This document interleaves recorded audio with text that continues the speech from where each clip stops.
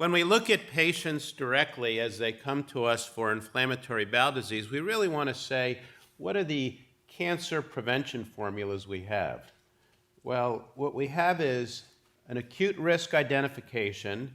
We then detect the precancerous lesion is really the goal of what we do. And then we have effective prevention strategies. Colectomy, polypectomy, chemo prevention we've talked about, and really more the outcome of interest is decrease in the risk of cancer, mortality, less colectomy while improving health-related quality of life.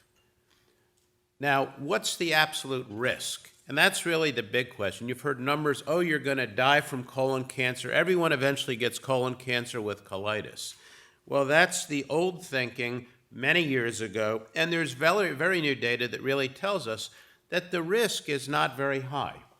If we look at ulcerative colitis, a recent study by Jess and their group in clinical gastroenterology and hepatology, about a twofold risk of colon cancer in patients with ulcerative colitis.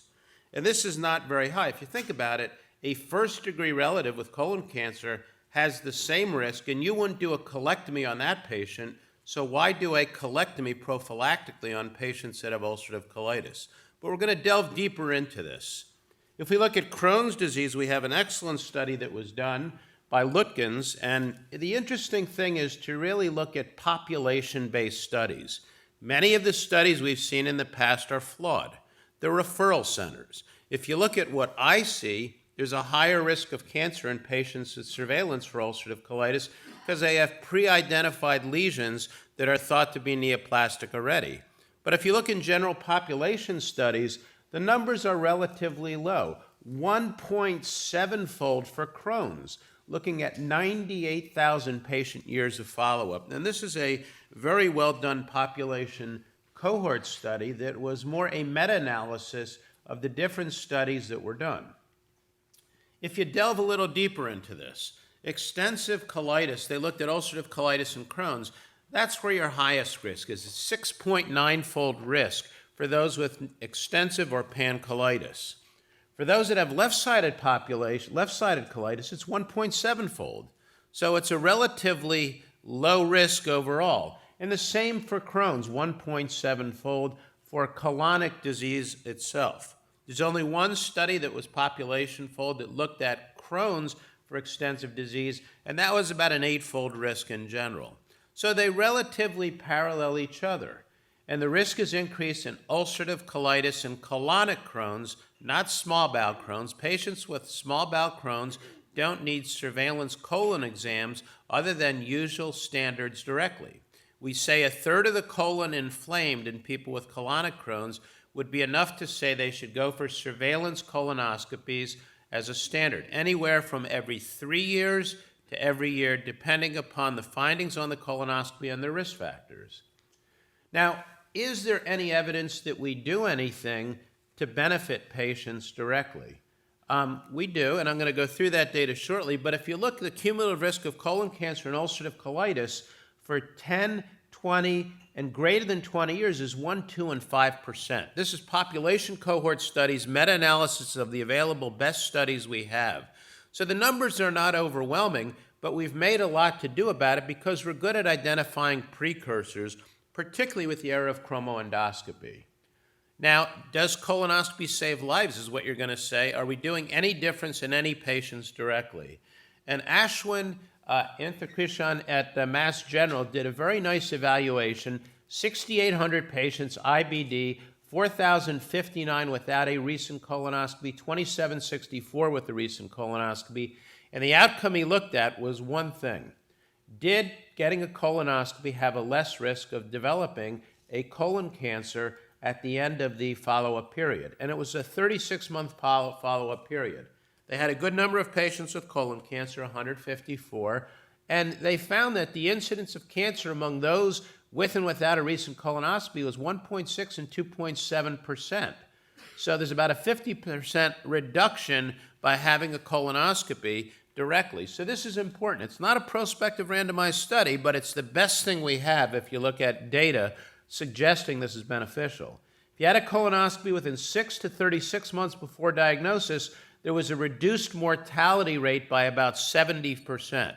So this is substantial, to say, getting a colonoscopy is important. So colonoscopy within 36 months reduced incidence of colon cancer in patients with IBD and a lower mortality in those diagnosed with colon cancer. So we get lead time bias.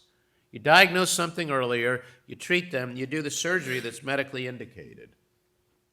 So let's talk about dysplasia, because dysplasia itself has gone through a very important evolution over time. It's predicated on the limitations of technology, and dysplasia was thought to be invisible years ago.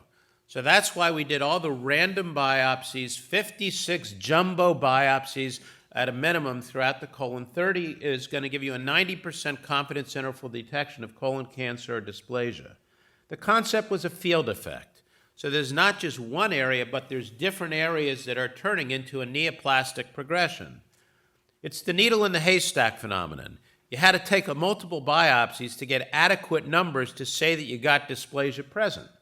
And the retrospective value of this, the predictive value of dysplasia, treats all these as equal. But we've evolved. There's been a change, if you would. And we're going to talk about, do you need to do targeted endoscopic biopsies, or can you do chromoendoscopy and just target directly, or do you need to do the complete sampling direct as it was before? So the best guess approach to systematic sampling of the mucosa was based on this data. And we now have an improved understanding of the natural history of dysplasia and inflammatory bowel disease. We have high-definition colonoscopy, which really makes a huge difference as it relates to the ability to detect subtle lesions. I'm going to show you some videos and other things directly that are examples directly. Random biopsies are of low yield, but there are some who suggest you should do it, and you're going to miss about 1 to 2% of colon dysplasia if you don't do the random biopsies, if you do targeted, and we'll talk about that. And most dysplasia is seen visibly. It is not flat, as was contrary to what was thought in the past. About 10% is flat, 90% on recent studies is raised. The surface area of the colon, 1,578 centimeters squared. The surface area of the biopsy forceps, 2.2 to 5 millimeters squared, and at least 33 jumbo biopsies was a standard based on the data published years ago by Cy Rubin in 1992. So the percent surface area that you're going to sample is 0.05% to 0.1% if you do the math. And that's a small amount. So you're hoping that that's able to detect things, and that's why the frequent colonoscopies were recommended on an annual basis in the past before we had technology. The basic thing that we want to do is to pick things up at an early stage. I'm going backwards. Let's go forward. So if you look at some of the studies, visible data, Matt Rutter, David Rubin, our group here, we found 88% were raised. 80% raised and 83% directly raised that ended up having a cancer, whereas dysplasia 77 and 58%. So again, most things are raised when you look at these directly, and you can see them and visualize them.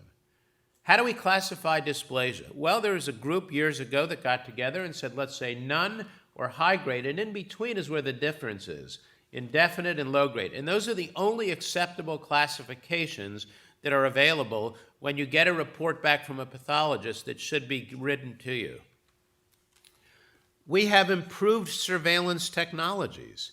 We now have dye-based, and we're going to talk about chromoendoscopy. In the United States, indigo carmine was used years ago. It was a food dye, but it's commercially not available, so you really can't get indigo carmine at present. Methylene blue is used, and cresol violet is used in Japan, not done in the United States. And then we have narrowband imaging, which hasn't been shown to be any more benefit in people with ulcerative colitis or Crohn's for surveillance. So that in itself, based on a meta-analysis of several studies prospectively done, is not adequate for surveillance. And then blue light imaging, spectral analysis, FICE, and eye scan or optical enhancement are undergoing evaluation studies directly. So there's many things that come into play influencing the visibility of dysplasia. First of all, the old saying is, I can't see like I used to, and that's going to happen to people as you get older, your vision changes, but you have other things as well. The monitor resolution, the distance to the monitor, the experience of the endoscopist, the time spent on the exam, and there's no ideal time that has been established for ulcerative colitis surveillance. That's undergoing studies now to better define some. As well, the scope resolution and imaging processing all take into effect different things. The biology of the lesion, special stains, the quality of the prep is critical as well, and these all come into play. So you can see there's many variables that take effect when it comes to the ability to detect dysplasia directly. So the endoscopist can influence the ability to see by endoscopic recognition of dysplasia, so you have to be trained to know what you're looking at directly. So you can look at things, and one person may think it's dysplasia, whereas another may not, but it's the pattern recognition. And I'm going to show you some examples we have. You have adequacy of the mucosal sampling, the interfering anatomy, strictures, pseudopolyps. When you have a sea of pseudopolyps, it's very hard to say that something is or it isn't. And I'll show you a video where a patient actually had a carcinoma present where you really couldn't see it very well. Endoscopic resectability and completeness and patient compliance is also very important in follow-up. So chromoendoscopy identifies more dysplastic lesions, and the studies are done per lesion sensitivity and yield, the specificity not well defined, and there's clear limitations with chromoendoscopy, which I'll review.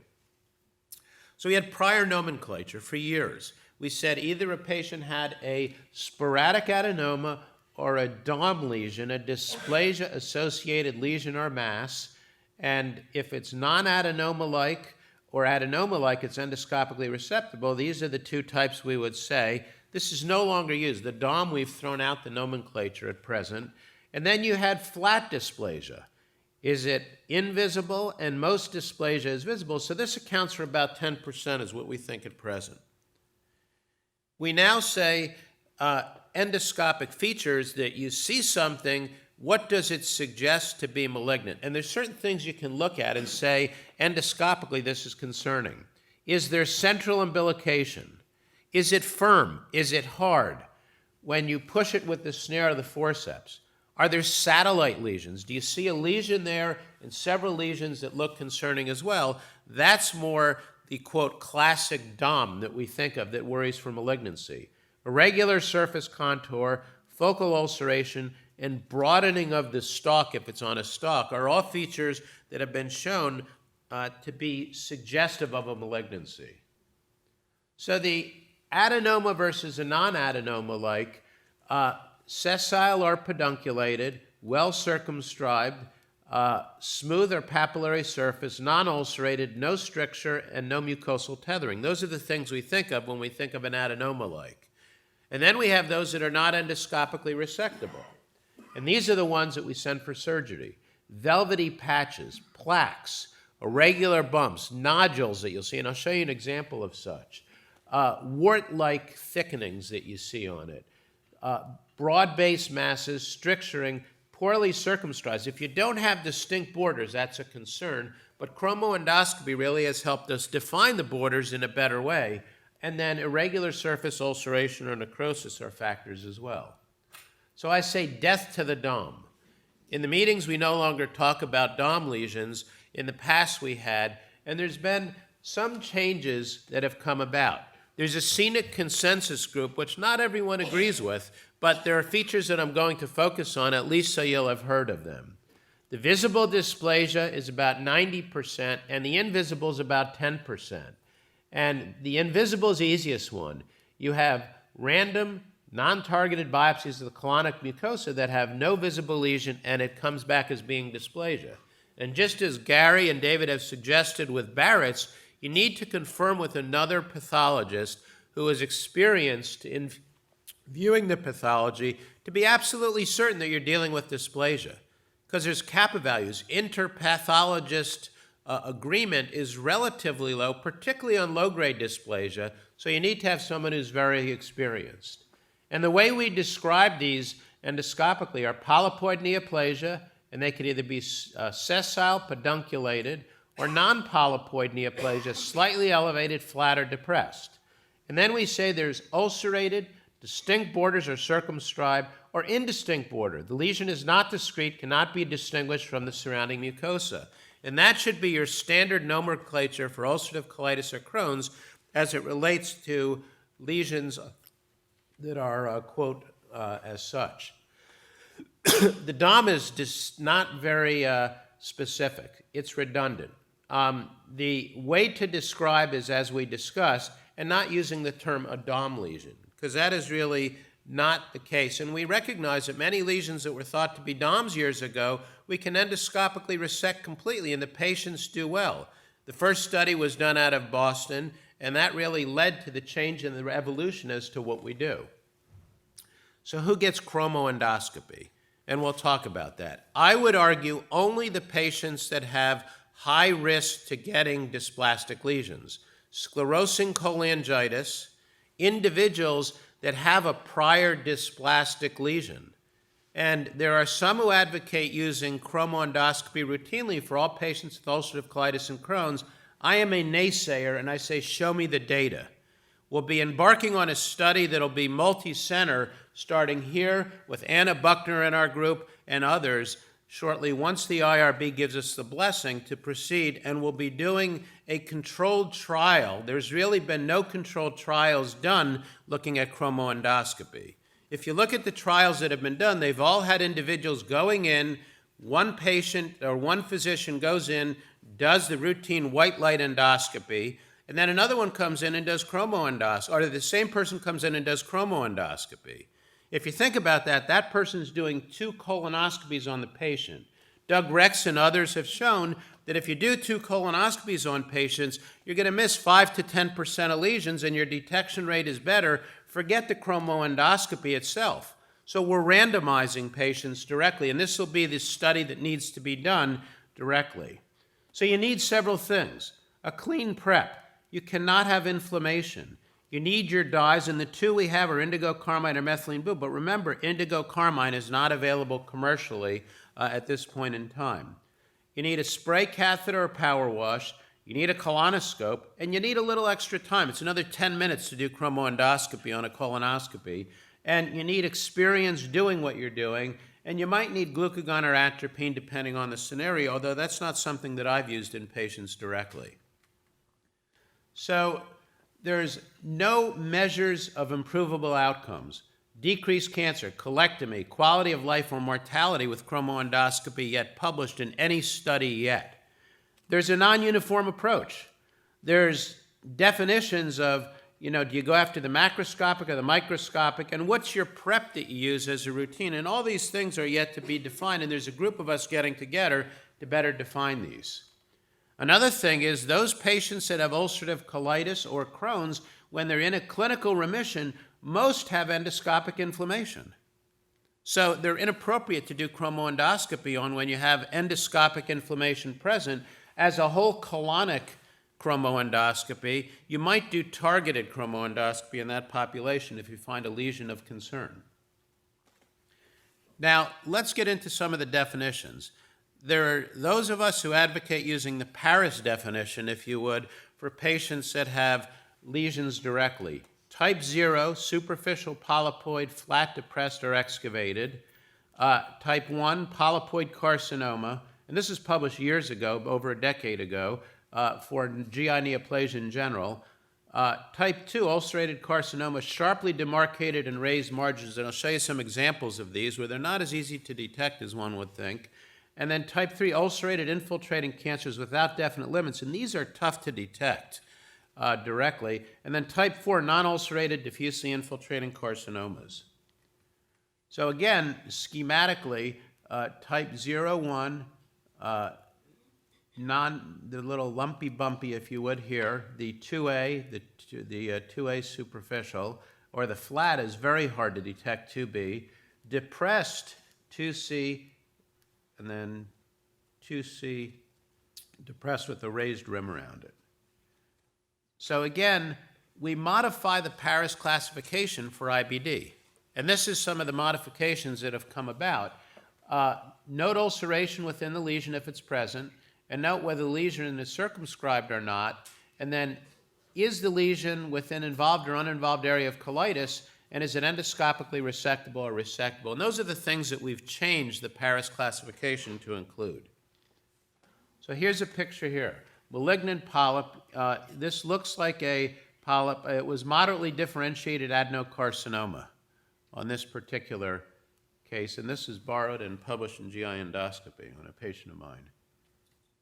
Another case here, indigo carmine, 0.5%, and it's about 0.5% indigo carmine, or an easy way to do this, the chromo is 2 ampules of the methylene blue that you put in 500 cc's of the water jet, shake it up, and put it on the water jet. And that's what I usually do. It works quite well. You can use variable concentrations. 0.1 to 0.5% are what's described.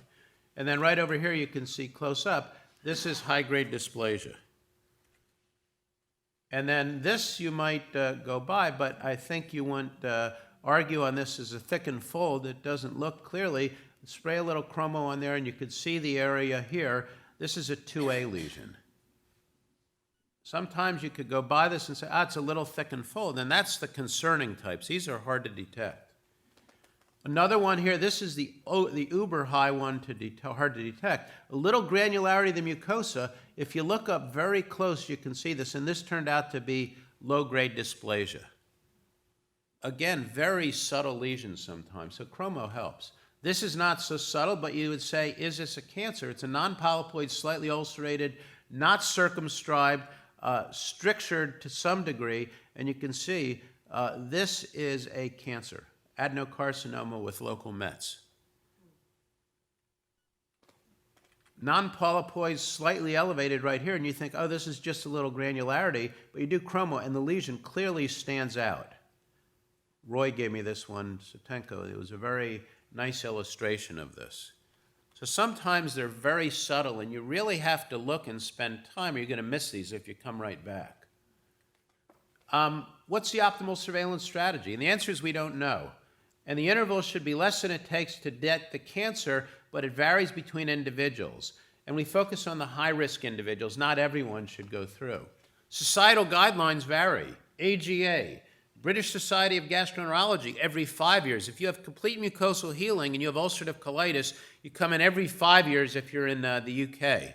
These are the standards that are there, and we're evolving towards identifying those patients which really don't have the high risks to try to identify that. If you don't have pseudopolyps, if you have relatively normal healing mucosa, you can probably extend that directly.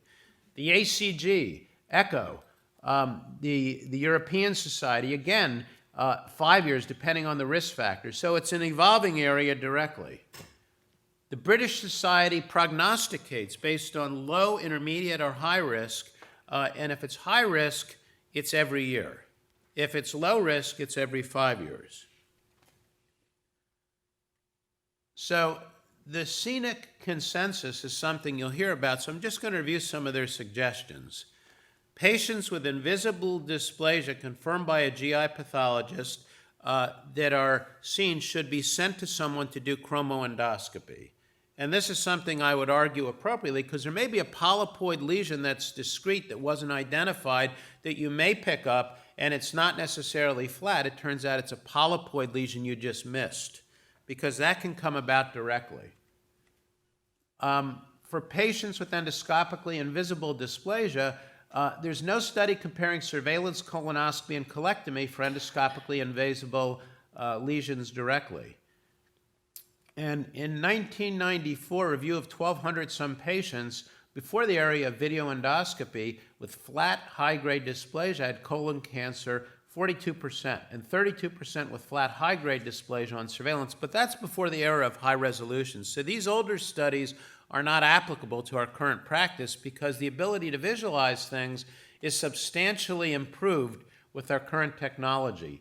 87% not associated with lesions in the past. So recent studies of chromoendoscopy, the flat lesions about 10%. Those are the numbers that you won't visualize directly. And it's now believed that most neoplasia is endoscopically visible, so we can detect things directly in looking. Should you do random biopsies? And this is a question that comes up at national meetings directly. And the process of taking random biopsies is pretty rote.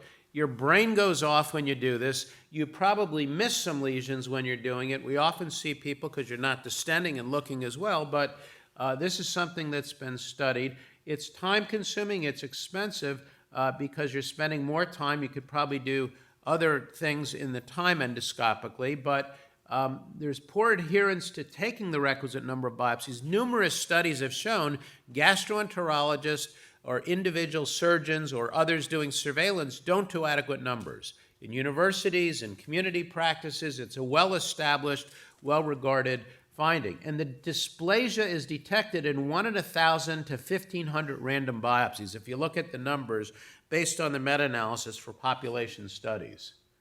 So the group in the SCENIC did not agree. 45% agreed, 30% disagreed with performing random biopsies when using high-def white light endoscopy. 25% agreed and 60% disagreed with performing random biopsies when using chromo. So I think the word is not out, and you miss about 1 to 1.5% of patients with surveillance would not have dysplasia detected if it were not performed, or about 1 in 1,000 random biopsies reveals dysplasia. So you might argue, is it the thing to do? And at this point, I still do targeted and random biopsies throughout, because I think the 1% is not an acceptable margin to say we miss. If that 1% gets a cancer, that's a concern. So 2016, what do? If you identify invisible dysplasia, go back and repeat with chromoendoscopy. If it's invisible, it's detected, then if you have low-grade versus or high-grade, you need to look, is there surrounding inflammation? If it's surrounding inflammation, some people might say, go back and treat very intensely and see if the inflammation resolves, because low-grade can be confused with inflammatory changes, and have another pathologist review it. If it's high-grade, I think there's no argument, and most people would do a colectomy. If it's multifocal, again, arguing more for a field effect, then that person is more likely to go on to colectomy. If there's PSC, long duration of disease, family history, things of the sort, these are things that come into play, and obviously patient preference takes a look as well. If it's invisible dysplasia detected, if you have low-grade or high-grade significant inflammation, treat the inflammation, repeat within 3 months with chromo. If it's low-grade or high-grade without inflammation, I would argue that patient should get a colectomy. If it's Crohn's, it's in the area of the inflammation. If it's ulcerative colitis, it's a total proctocolectomy directly. So what I'm going to do is to go through some videos. So this is a 52-year-old ulcerative colitis for 25 years, and they've had prior polyps resected. And if you look at this, you can really get an appreciation that it's not inflamed, the mucosa. And the question is, do you see anything here? And there really was nothing very visible, but now you do a little chromoendoscopy and spray this on, and this is just through the water jet, and you'll see, before you couldn't really identify something, now you're going to see a rather large polypoid lesion. All this area here was not visible. It's surrounding mucosa directly. And what's going to be done here is this is going to be taken out, because it's relatively small lesion, about 3-4 centimeters overall. It's well defined. It doesn't look malignant. And just doing some methylene blue injection here.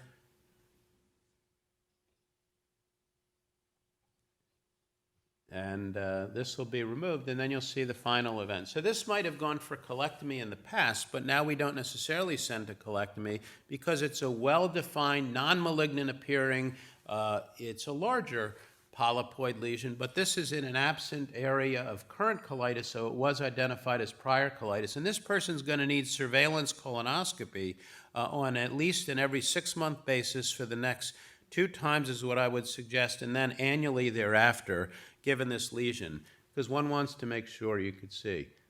Now this is another here, and as you look through here, you can see, you get a hint that there's something here.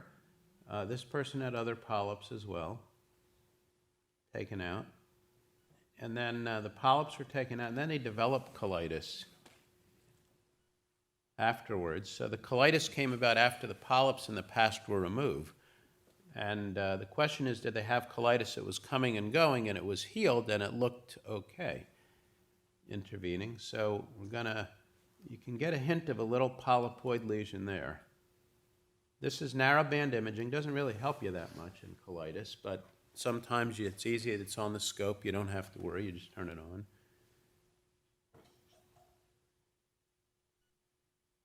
And this is chromo. This is with a catheter, so you can use a catheter or you can do it within the scope, either way.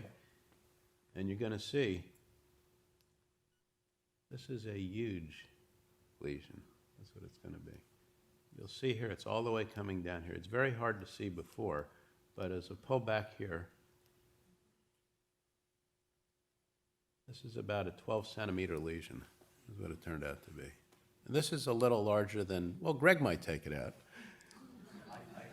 Yeah, David would take it out. But this, given the extensive side, I mean, this is sort of a hemi-internal resection. And this person didn't want to do that. They wanted to go for surgery. Here's another one.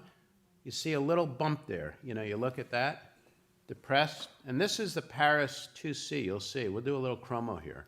And this thing stands out beautifully on chromo. That's a carcinoma.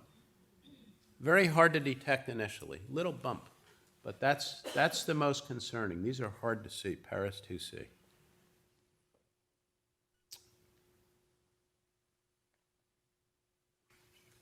So here's completely flat, same level as surrounding. See that there with chromo, how it came out? That was totally invisible before. You couldn't see that. Could we play this one again? Go back, please. I'll show you in the beginning. No. Well, we'll go through this and then you'll see. Take a look before and after. You'll see the difference. It's very hard to detect that. That was the first one, the Paris 2B. And now it stands out beautifully. It's very easy to see. Keep going. And then pay attention initially here. And right here. Do you see anything there? No. A little chromo will help you. You'll see when you come back. And there it is, after the chromo. This whole area here was totally invisible. So this is someone that had PSC as well, so they were undergoing things. And this is the type, that was a multifocal high-grade dysplastic lesion, and the person had a colectomy, had no cancer. And let's go to the next video, please. And there was a second flat dysplastic lesion as well. So this thing here you see, and you say, well, what's the extent of it? Well, maybe over here. But with chromo, you'll see that with high definition, it's much easier to see, and I'll show you before and after, just so you get an idea. You can see how it goes all the way up to there, all the way around there. You would have missed the extent of the lesion completely. And this is where chromo really is helpful. Is this a person that's appropriate to do chromo on? No, of course, it says avoid active disease. That's a giveaway. You shouldn't do it on someone with active disease. But this is classic, and this is something, you see all the time. There's active disease. You might see a little bump on top there, a little bump there. You're going to get false positives is what it's going to come down to. The patient needs to be treated more aggressively, and then once the treatment is done, then you can go back and get them in remission. Use your biologic, your immune modulator, whatever agent, a steroid or otherwise.